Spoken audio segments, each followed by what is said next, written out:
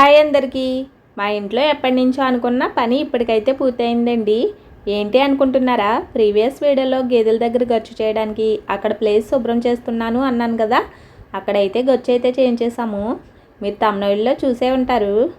ఎండాకాలం వచ్చిందంటే గేదెలను ఎక్కడైనా కట్టొచ్చు, కానీ వర్షాకాలం వచ్చిందంటే గేదెలను ఎక్కడ కట్టినా బురద చేసేస్తాయి కదండి.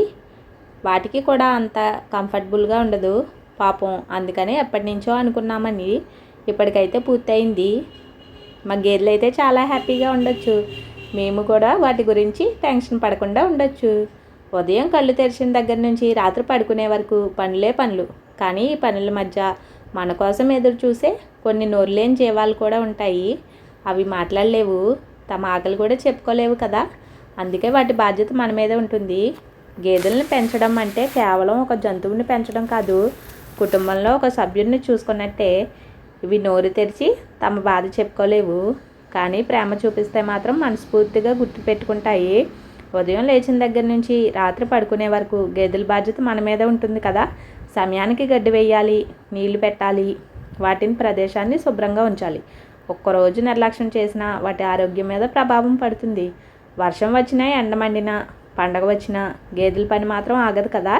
మనం బయటకు వెళ్ళాలన్నా ముందు వాటి గురించి ఆలోచించాల్సిందే కదండి. ఎప్పుడైనా ఊరు వెళ్ళాల్సి వస్తే గేదెల దగ్గర పని మొత్తం చేసేసుకుని గేదెలు గడ్డేయమని ఒకరికి అప్పచెప్పి వెళ్ళాలి మనం. అందుకే పశువుల్ని పెంచడం అంటే చాలా ఓపిక, ప్రేమ, బాధ్యత కావాలి కదండి.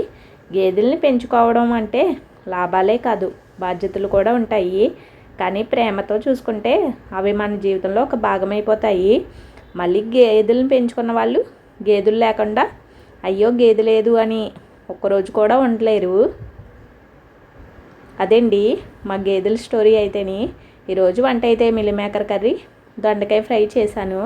చేసిన వెంటనే మా ఊడ ఆకలేస్తుందంటే వాడికైతే తినిపిస్తున్నాను. చెయ్యి అయితే నొప్పిగా ఉందండి వాడికి, అందుకని వాడికి తినిపిస్తా, నేను తింటున్నాను.